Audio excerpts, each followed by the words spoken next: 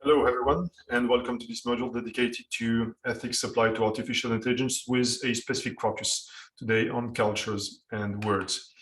Basically, what we will do today altogether, we'll just think about the importance of the context when we're talking about AI and its ethical assessment, ethical appraisal. We'll obviously talk about the role and the importance of cultures in this really wide debate and discussions that we have about ethics applied to artificial intelligence. We'll also try to see how words are used as weapons to communicate and to market artificial intelligence, or even to spread some perspectives or some specific cultural perspective. And then at the very end, I will discuss with you this idea of cosmetics, what I call cosmetics, which is basically this idea of using words of ethics without really doing ethics. But first of all, please let me introduce myself. I'm Emmanuel Goffi. I'm the co-director and the co-founder of the Global AI Ethics Institute. This institute is a think tank that I co-direct with my friend Edso Momcilovic, located both in France, Paris, and in Zagreb, Croatia. And with this think tank, we're trying to promote the importance of cultural diversity. We do feel like there is a lack of obviously consideration for this cultural diversity that is the beauty of the world we live in. So we're just trying to put forward and to show to the world, to shed some light on the importance of cultures and try to bring that into the discussion. I'm also the co-founder and senior associate with Digital Ethicist, which is a consulting company helping companies and businesses to adopt and to use ethical practices into their AI-related activities. So let me start with something that I guess is really important. First of all, you will see that I try not to use AI ethics because I feel like it's a really misleading catchphrase. So I use ethics applied to artificial intelligence. When we're using AI ethics, I really feel like there is this idea that AI can be good or bad, which is not the case, unless we consider that artificial intelligence is fully autonomous, capable of intention, so capable of cheating on people, which is not yet the case. Maybe it will be later, but for the moment, we do not have this kind of fully autonomous system. So AI is not right or wrong, it's a tool. So actually ethics can be applied to this specific object, but AI ethics, once again, sounds to me a little bit misleading.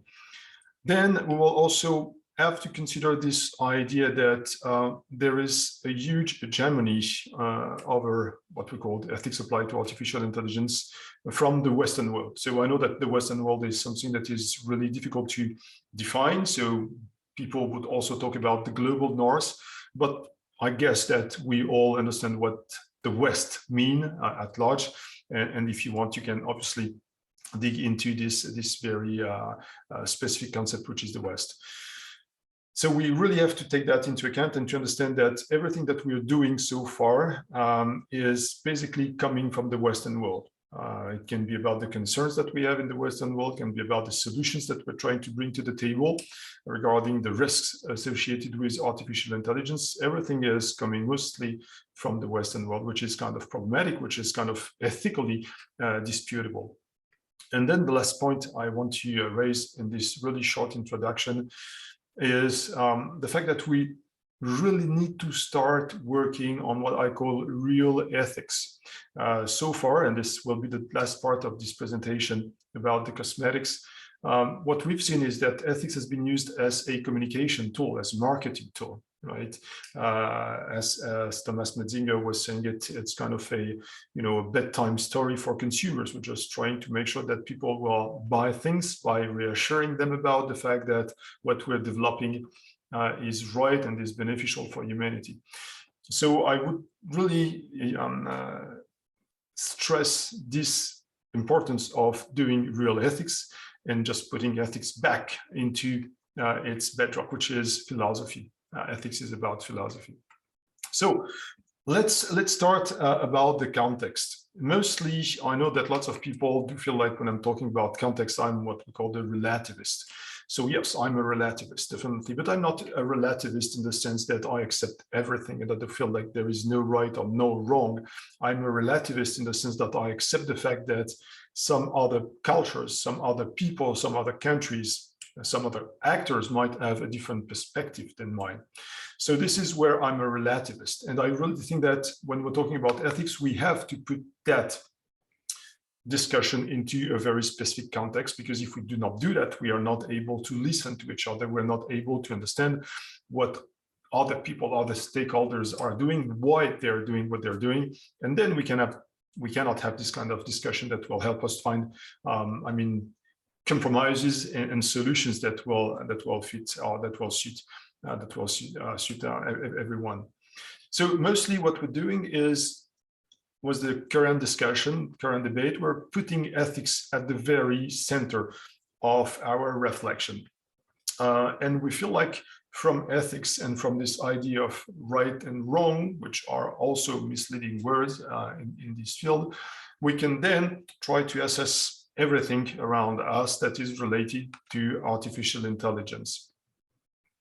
My idea is that actually we should bring back ethics to what it is exactly, which is a small point in a wider context.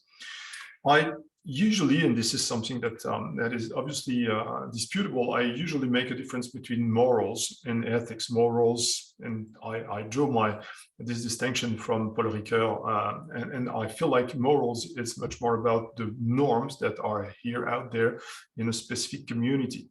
While ethics is a decision that you have to make in a very specific situation. When something occurs, then you're facing a dilemma, then you have to make an ethical decision.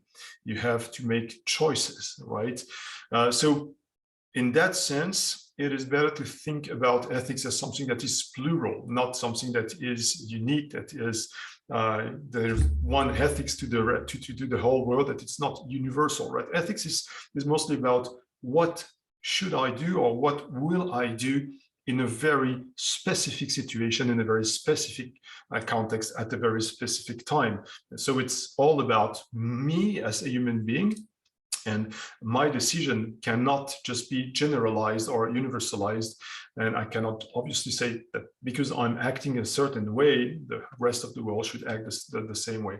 So when we're making this kind of decision, and you can see that on the slide on the screen, something occurs, and then you will have different ethical perspective, right? So let's say that several people from several cultures and several backgrounds are facing the same difficulty.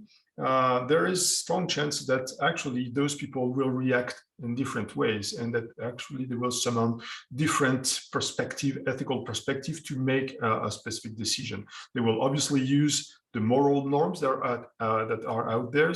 They will obviously use the laws, the regulations, to put them into the equation and to use it into their decision-making processes. This is what we call the normative setting, norms, basically morals and the laws. And within this setting, you will have to make ethical decisions. The norms themselves that must be put into a wider context, which is based on values. Obviously, when you have norms, they express the values, the belief that you have in what is important and what is not, what is worth being encapsulated in your laws and your norms, right? And at a very specific time for a very specific group of people. So obviously, when you are really focusing on human rights and you feel like human rights must be respected, you will put that into your laws, and it will have an impact into your moral norms. When you do not feel like human rights are that important, that will have an impact, on the other hand, on your laws and your morals. This is something that can evolve, as we will see it later, along the way, along the evolution of your community and the evolution also of the context. Those values, they're not just coming out from the blue, they are actually rooted into your cultures. What you value, what you think is valuable, what you think is worth being defended, is obviously the product of your culture, your history, your traditions, your beliefs, and the thing that you share with people from your own community. Culture itself is the product of the environment you live in, obviously. And in this environment, you will have questions such as geopolitics. Obviously, when you are in a country like France, you are not directly threatened, even if there is some issues with Russia and Ukraine for the moment. We're not directly, threatened by other countries. So our perspective about what is acceptable and what is not might be really different from a country like Israel, for example, which is surrounded by countries that Israel itself considers as obviously enemies. So your ethical origin, your moral origin, your legal origin will be very different depending on the geopolitical setting you live in. You can also take into account the political system you have, or even the resources that you have access to, etc., etc., etc. Right? So all these kind of things will have an impact on your ethical decision making at the very end of the process. And this is something that we've lost sight of. We really feel like, okay, ethics is the same for everyone everywhere in the world, whatever the time. This is not really true.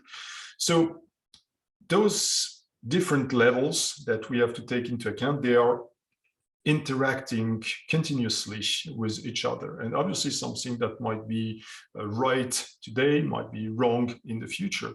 I basically use this example of France and death penalty, right? That was totally acceptable, that was totally legal, honestly, because that was acceptable, because that was encapsulated in our culture. That was legal until 1981, when actually the mindset of the people have changed, evolved, and at some point they felt like death penalty was not really acceptable. It was legal but not acceptable, so we had to change the laws.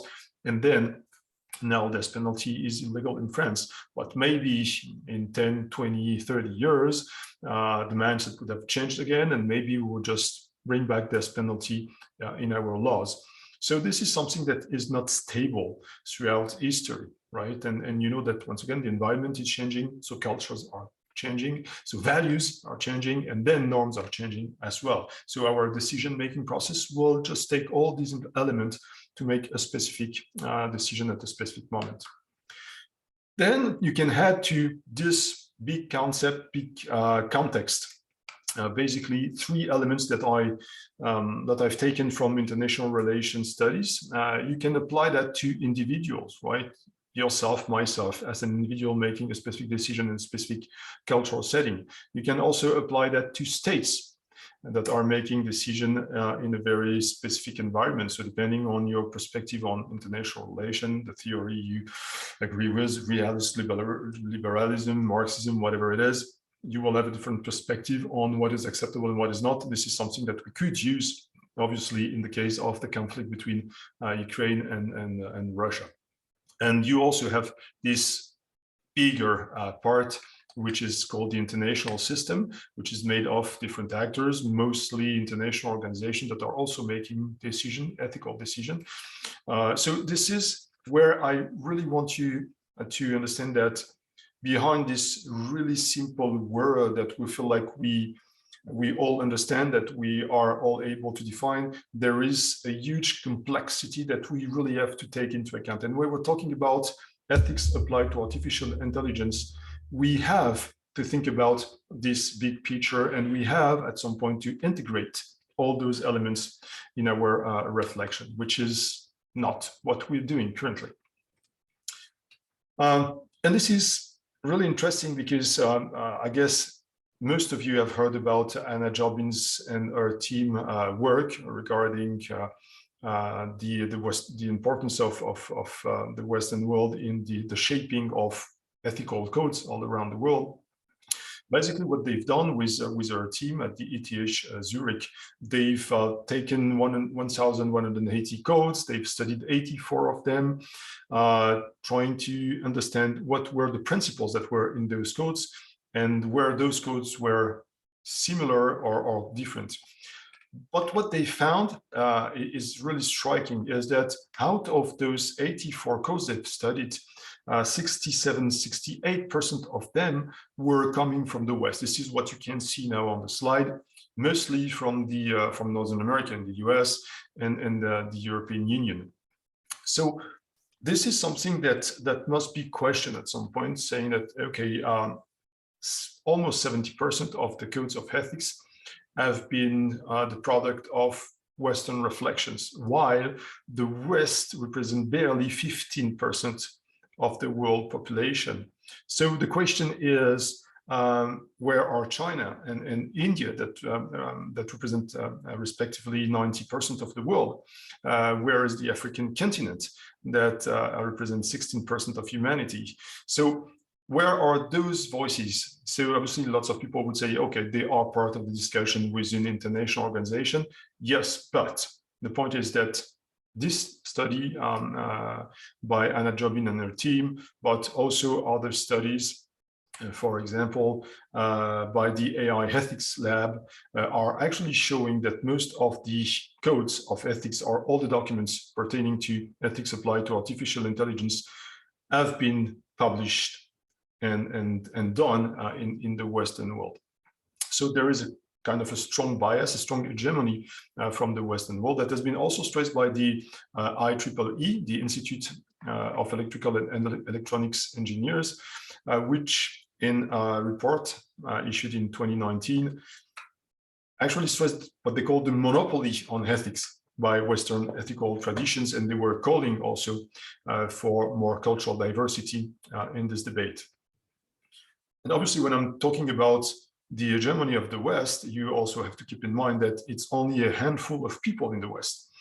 All the Westerners are not working on AI ethics. Lots of us are not really working on that. So it's a handful of people in the West that are deciding, that are shaping the discussion, that are shaping the debate over what ethics is, what ethics applied to artificial intelligence is, what is acceptable, what is not acceptable. A handful of people that might certainly represent less than 1% of humankind that is making decision for the whole world. So for some of us, that might sound like fair and no problem. To me, it sounds a bit problematic in the sense that doing so, we're denying cultural diversity, and we're denying the right to other people to express their own opinion and to have their say into the discussion on a technology that we pretend to be impactful to the whole world.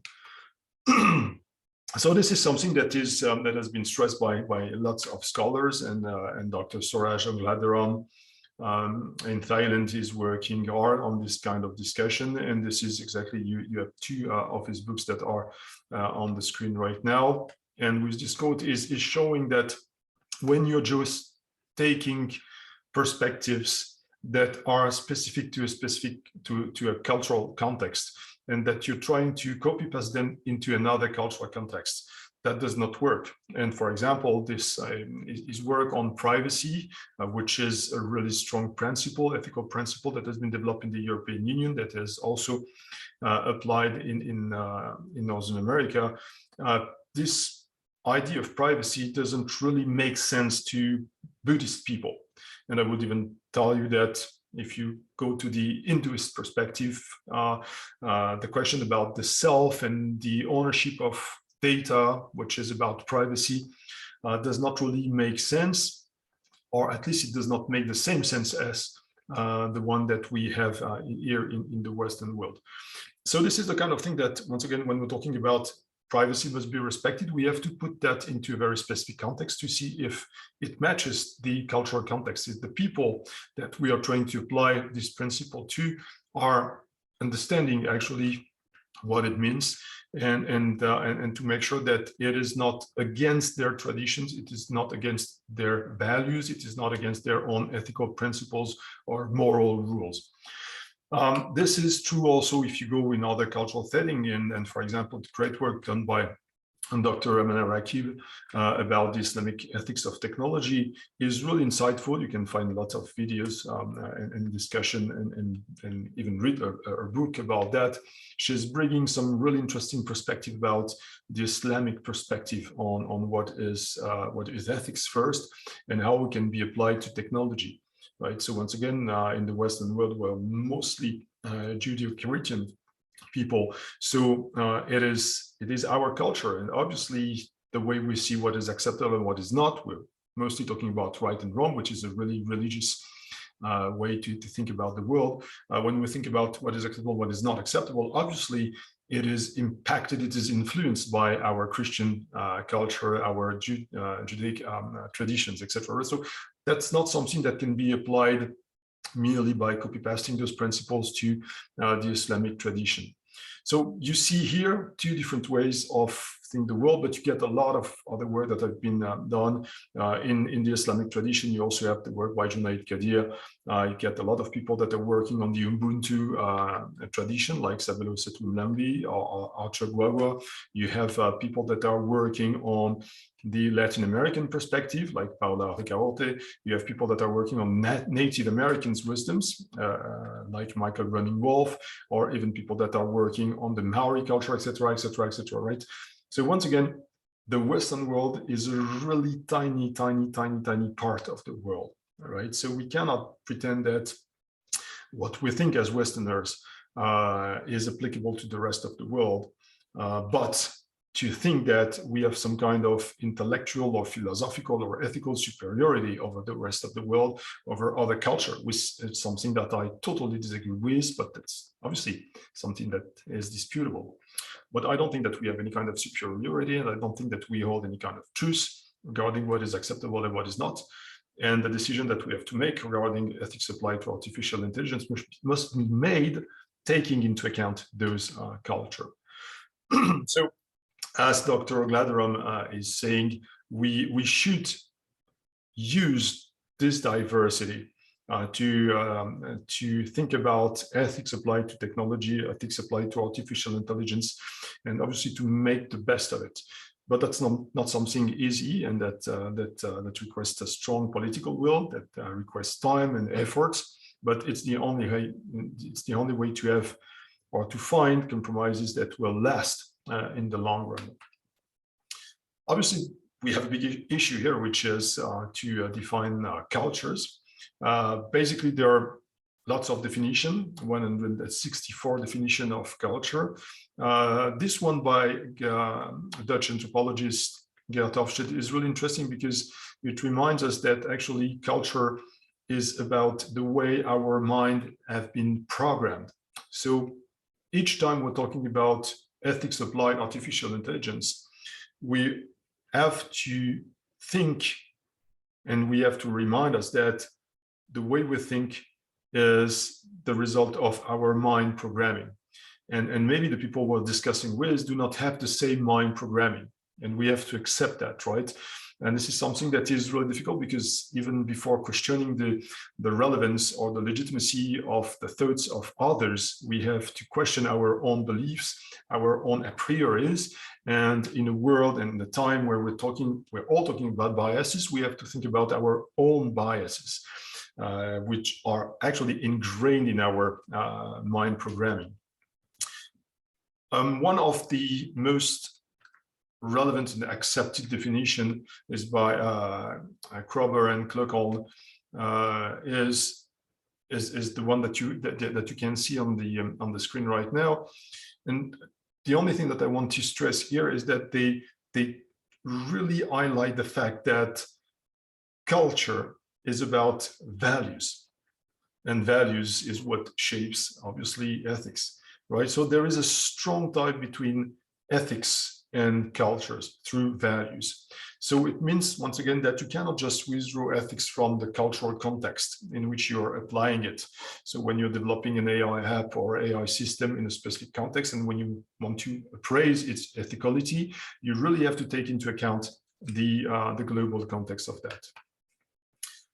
This is something that is utmostly important, something that has been stressed by the UNESCO in its Universal Declaration of Cultural Diversity, published in 2001, and in which the UNESCO assert that cultural diversity is the common heritage of humanity, and that it should be recognized and affirmed for the benefit of present and future generations. So we really have to consider cultural diversity as something that is really important, especially in the field of AI ethics. And even when we're talking about the UNESCO, as you can see it, the UNESCO stresses that the defense of cultural diversity is an ethical imperative. That's something that we might discuss. Maybe some of you might disagree with that, but this is kind of a norm that we have to accept, right? And this is really interesting because when you look at the guidelines on ethics applied to artificial intelligence that have been released by the UNESCO, you feel like they maybe also lost sight of their own perspective about the importance of cultural diversity. But that's another discussion that we can have somewhere else. So just keep that in mind. Cultures are key when it comes to discussing ethics applied to artificial intelligence. And within culture, you also have to take into account words, language. Language is part of the culture of the people. And as Gorgias of Leontini was already saying it in the 5th century before current era, discourse is a great potentate. It has a really strong impact. It has a really strong power in shaping our mindset, in programming our minds, right? Mostly, you know that because you've only heard about politicians or marketers using words, trying to make you behave in a very specific way. It is all about using what we call narrative discourses, using words in order to, once again, shape specific behaviors. This is really relevant, I guess, in the ethics applied to artificial intelligence field, because most of the words that we're using in this field are poorly or ill-defined, or even not really defined. When we're talking, for example, about artificial intelligence, it's really hard to define artificial intelligence. There are tons of definitions of artificial intelligence just because, for example, we don't know what intelligence is. So we don't even know if artificial intelligence exists per se. So we take it for granted that there is something called artificial intelligence out there, but it's something we are not questioning, which is problematic. When we're talking, as I was mentioning earlier, privacy, for example, most of us would not be able to define privacy. We have a sense of what privacy refers to, but we don't really know what privacy is. When we're talking about fairness, we don't know what fairness is, and fairness might have totally different meaning from one cultural setting to another. And just in the Western world, we can find more than 121, definition of fairness. So all those words that we're using all the time, they are really poorly defined. The only thing is that they are used in a way that they are offered to us as absolute truths. So when we are reading, for example, the guidelines on trustworthy AI established by the European Union, we see those 7 requirements in which you have accountability, you have transparency, etc. Those words, they are given to us, and we buy them without really questioning the meaning of those words. And when you dig into that, you feel like that's totally impossible to define most of them, which is really, really interesting. But the play on those words is really interesting because it's something that has been studied by the Stoician in the 4th century before current era, but also by Ferdinand de Saussure, the Swiss linguist. There is a big difference between what we call in a sign, which is a word. Basically, there is a difference between the signified and the signifier. Mostly what communication leaders or political leaders are using is the signifier. They're using a sound, an image, because when we're talking about privacy, we all hear privacy, we all read privacy, right? But what they do not provide us with is the concept behind that. Because when I'm saying privacy, obviously each of us will have a different idea of what privacy means and how and what it is related to. When we're talking about ethics, for example, ethics is kind of a big word, obviously, but behind ethics, there is a lot of complexity. And when I'm saying ethics, people would understand morals. Some other would understand maybe communication. Some people would understand value ethics. Other would understand about consequentialism. Some other would talk about, I don't know, feminist ethics. So once again, behind one single word, behind one single signifier, you can find thousands, millions of signified. And this is where all those words are really misleading, because they give us the sense that actually the relation between the signifier and the signified is stable. When I'm saying privacy, it always means the same thing, which is totally untrue. Obviously, the sign is, as Saussure was stressing it, totally arbitrary, and it is related obviously to the tradition, to the culture, and to the setting in which the word itself is used. If you look at work done by Berger and Luckman in social constructivism, they really stress the fact that words and the symbolism of language can become kind of a weapon. It is used in order actually to design and to design behaviors and to bring people to act in a very certain specific way, expected way, right? This is something that you can find obviously in marketing. When people want you to buy something, they will use a specific wording, specific narrative to bring you to do something very specific, right? Basically to consume their product.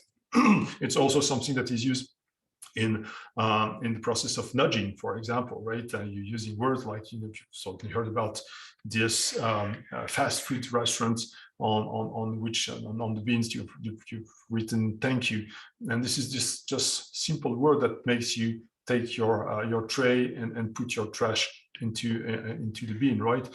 So this is all this use of words, of languages, that makes us think that the reality is this, because we've been told that it is this, right? The reality, for example, is that there is something called artificial intelligence out there.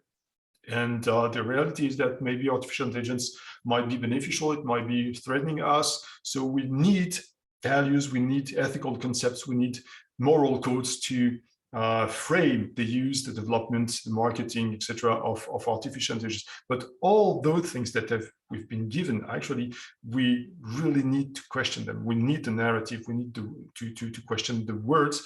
We need to try to understand what are the intentions between this narrative that, once again, has been set by a handful of people in the Western world. Interestingly, if we don't do that, we will remain stuck in a very limited perspective on ethics applied to artificial intelligence.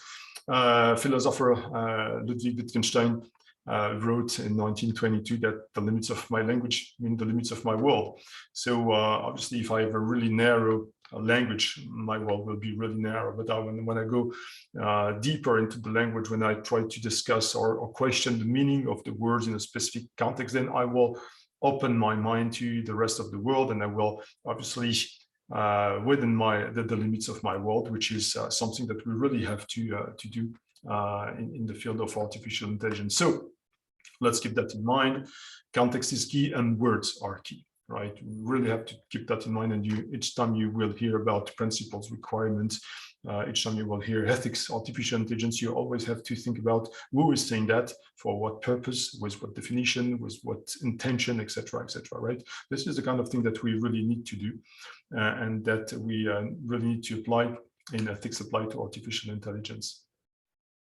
Then let's move to the last part of this discussion, of this presentation, which is all those words that are used to present what we are doing in the field of artificial intelligence as something beneficial, something valuable, something desirable, right? We're talking about ethics, AI ethics applied to artificial intelligence. And we're saying, okay, look, we are doing what it takes to make sure that all those AI systems that are developed or that are to be developed will be beneficial to human beings. They will not be harmful, right? So we are summoning all these words that are coming from the field of ethics, which is about right, about wrong, about beneficial, good, artificial intelligence, AI for good, etc. All those words, actually, they're hiding something that is a bit more complex than just the narrative. They're hiding the reality of what we are doing. If I just take the European Union, just keep in mind that the European Union has developed these norms. It is norm entrepreneurs, and there is no way that it is done without any kind of purpose. And the purpose of the European Union, if you read all the documents that have been published regarding the development of artificial intelligence and the use of data, all those papers, just read them, you will see, are meant to give the European Union a specific place into this very competitive field, which is artificial intelligence, because there is a lot of money to be made and because there is a lot of power to be withdrawn from artificial intelligence. So when the European Union is developing its guidelines and its ideas and its principles, is not only for the sake of humanity, it's first and foremost for the sake of the European Union, right? And when we're trying to create those norms, it's because we know that we cannot compete against China, we cannot compete against the US, so we have to find kind of what we call the niche, and this niche is norm, right? So we are now a really strong actor in the European Union of the AI field because we found this niche, right? So behind this veil of ethicality, there is something that is much more pragmatic, which is how can we make sure that consumers will buy our product? How can we make sure that we will have our lion's share of this really competitive market? How can we make sure that we will benefit from artificial intelligence and then its promises? So this is the big idea here. And so all the narrative about ethics applied to artificial intelligence is based on ethics without doing ethics, right? It's kind of a makeup to hide the ugliness of the world we live in. So behind the words that we can hear about artificial AI ethics, the so-called AI ethics, you always have to think, once again, what are the intentions? Well, and obviously, you will see that there are power stakes, there are strategic interests, in terms of culture, in terms of defense, in terms of innovation, education, etc., right? It's not only for the sake of humanity, it's not only for the beauty of ethics. We are doing things with a very specific purpose in a very specific cultural setting, and even in a very specific geopolitical environment that we have to take into account as well. So what we're trying to do with those words, we're trying to influence other actors. We are trying to influence other stakeholders. We have to actually narrow the debate and set the limits of what is acceptable and what is not. But when we're doing that with our own mind programming. We are bringing our own culture, we are our own traditions, our own history, our own perspective, our own beliefs, etc., right?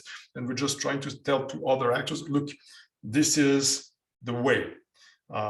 When you go out of the way, then you will face difficulties, you will face some problems, right?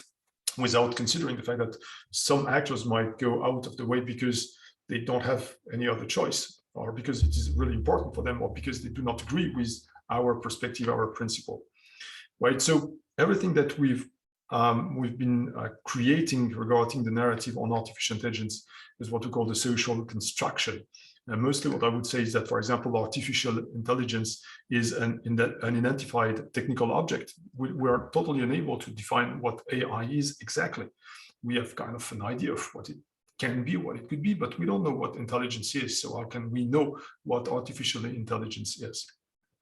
And then this idea of cosmetics, once again, it's all about what Michel Foucault was calling governmentality. How can I make sure that people are behaving in a way that is related to my own expectation as a government, right? So I'm just trying, once again, to set the limits and to influence people's behavior. So words here are using as what we call performative speech act. Basically, is that saying is doing. When I'm saying something, then it is the reality. When I'm saying that we have to apply this or that principle to artificial intelligence, I'm just telling you that you have to act this specific way, and there is no other solution. So we are expecting people to behave in this specific way. So what we call AI ethics is mostly a narrative. It's not about ethics at all. This is where, once again, I really think that we have to bring back ethics into the field of philosophy. We have to bring lots of things into this discussion. We must escape what I call the low-cost deontology, which is, for example, this idea of promoting what we call universal values. Obviously, values are not universal. There is no such thing as universal values. Values are totally dependent on the cultural setting. They are totally dependent on the time frame in which you're studying them, on the specific situation that you are using them, right? Some values that are really important for you at one very specific moment might not be so important in another situation, right? So what we're doing with cosmetics, we are making kind of a risky bet, because what we're trying to do is to impose, once again, cultural perspective about ethics to the rest of the world. But I do feel and I do believe that in the long run, that will not work. So now we have this big tree, this big narrative that is hiding a forest of concept, a forest of words, a forest of signified and signifier, right? And when you look at all those words that are behind this big tree, which is called, which I call cosmetics, you have word like democracy. What is democracy? How can you define democracy? We don't know what democracy is. The Greek democracy is not democracy in France, and French democracy is not the US democracy. You have parliamentary, direct, representative democracy, elitist, social, participatory, or even pluralist democracy. So you get a lot of things. But when we think about democracy, we feel like, okay, it's a univocal word, which is not the case. As I was telling you, fairness, 121 definitions, intelligence, 8 types. If you read Howard Gardner and his book Frames of Mind. So even ethics, as I was mentioning it earlier, is not clearly defined. We don't know what ethics is, right? And you might find different definition, different understanding of what ethics is. So each time we're talking about AI ethics, we really have to remind us that it is not as simple as it seems, right? And that behind this big tree, there is a lot of things that maybe it would be worth to dig in to understand in order not to do things that might create much more problems than they would solve, actually. So all those words must be studied, and many others, obviously. So context is key, words are key, and cosmetics is not ethics. And what we're doing currently, what we're experiencing currently, is mostly cosmetics. So let's move to the end of this presentation with this really quick conclusion. When we're talking about ethics applied to artificial intelligence, we really have to make sure that we are not buying principles, we are not buying ideas, we are not applying principles or concepts or rules or norms just because we've been told to do so. We have to use some critical thinking in that. We really have to wonder, we really have to question the intention of the actors that are behind the setting of those of this narrative. We really have to think once again about the context. In which context are we acting? In which context are we making this decision? For what purposes? Obviously, we have to take into account the culture, the values, obviously, that are at stake when we're making a specific decision. We are to question the words, narrative that has been developed in a specific context for a specific project, for a specific object, which is obviously AI. And we have at some point to free ourselves from the cosmetical discourse that has been said by mostly the Western world. Because if we don't do that, what we are doing, we are actually accepting that, denying the right to other cultures to have their say, even if we do not agree with them, denying their right to have their own say, to have their own perspective is normal. And personally, I don't think that it's normal to tell people wherever they are, wherever they live, whatever their political system, whatever their geopolitical environment, that what they think is wrong, and that because I'm a guy from the Western world, hold any kind of truth about what is acceptable and what is not acceptable, right? There are lots of discussion, for example, coming from India about the fact that the Western world is using AI as a Trojan horse to spread its own perspective, its own cultural beliefs to the Indian continent. This is something that must be questioned. Once again, if you really want to create a world where AI would be as beneficial as possible for as many people as possible, then we will have to listen to those people.